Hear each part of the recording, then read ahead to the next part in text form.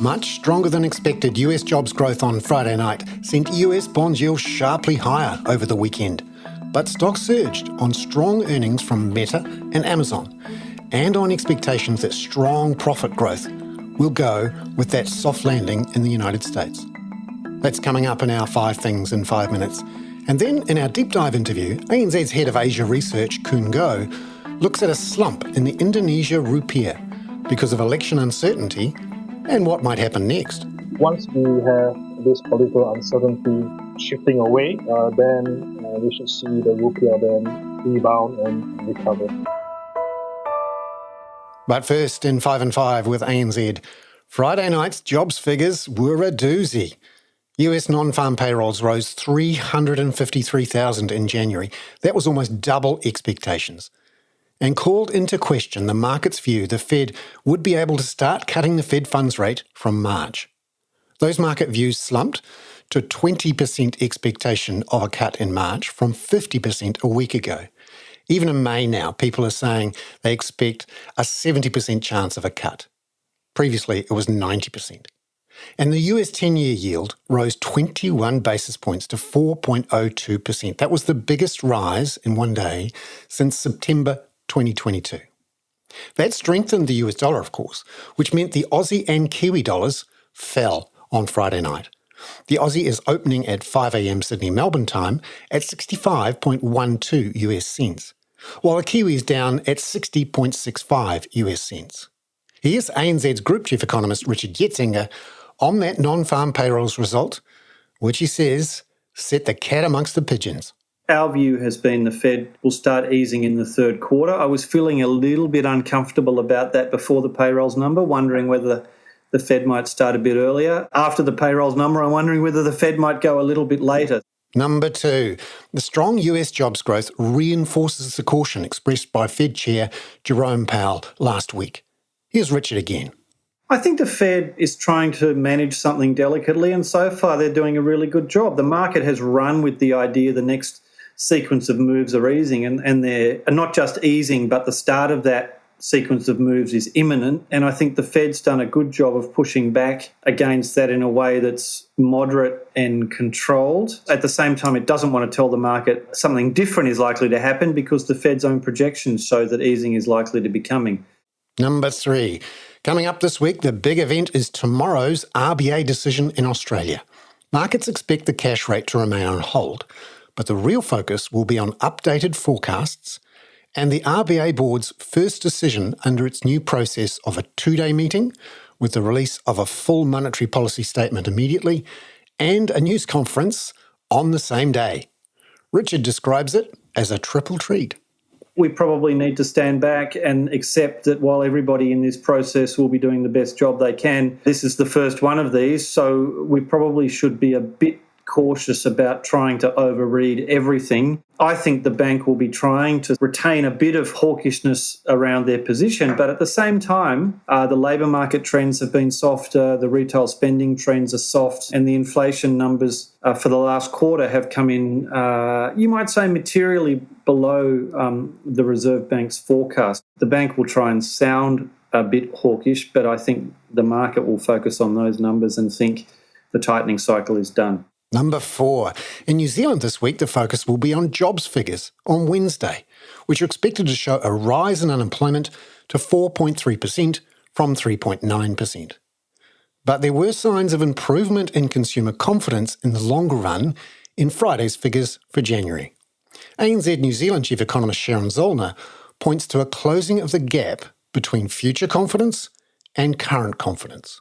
Just in the last few months, we've seen quite a strong lift in people's perception of current conditions, whereas the future conditions has been steadier. So that's seen that gap start to close. It's early days. We'll have to see if that continues, but it does have a little bit of a whiff of the worst being over.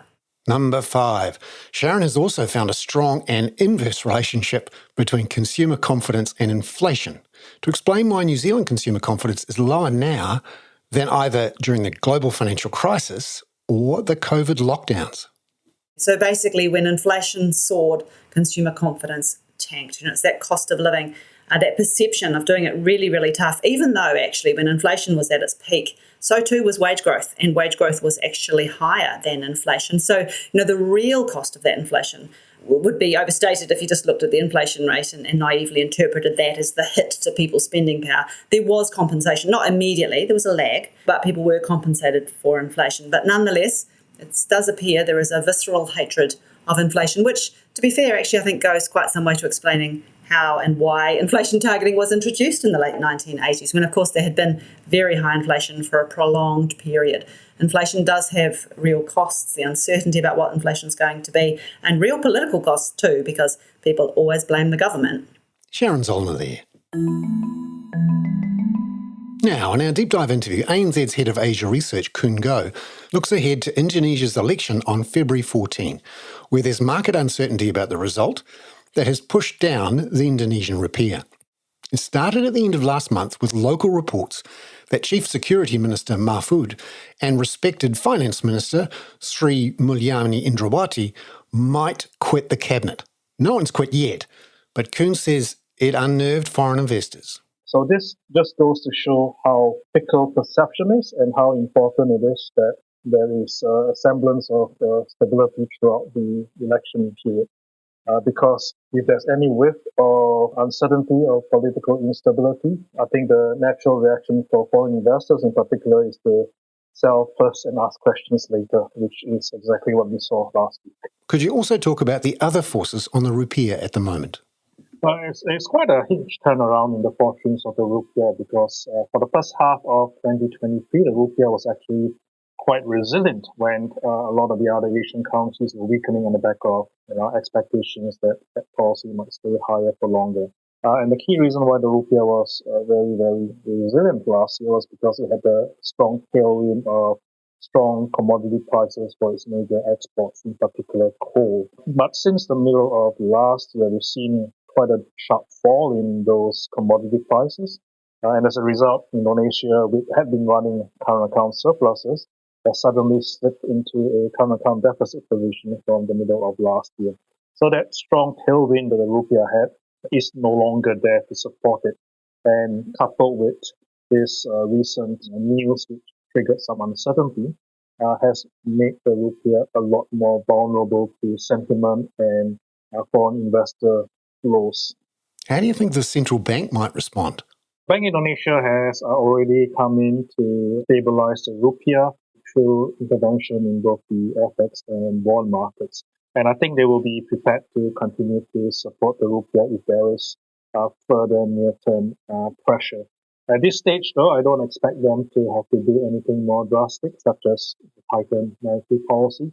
But ultimately, I think we need to see some semblance, confidence returning that there's not going to be any political uncertainty, that the elections will carry on and there will be no disruptions to the normal functioning of cabinet or government until the new administration is sworn in, which, by the way, is not until the 20th of October. So that's still quite a long way off, even though the first round of the election is happening on the 14th of February. Could you explain how movements in interest rate differentials over that time might move the Rupiah around? Well, the interest rate differential is very important for the Rupiah.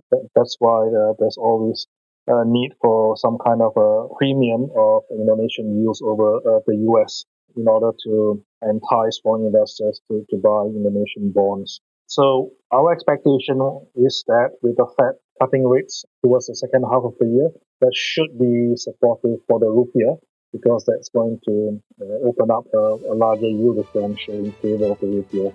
Khoon there. I'm Bernard Hickey. That was 5 and 5 with ANZ for Monday, February the 5th. Catch you tomorrow with a much closer preview of the RBA's decision, due at 2:30 Australian time. This podcast contains general information only, not investment advice. You should obtain advice for your personal circumstances before making any investment decisions. Please view the podcast disclaimer available via your media player or email.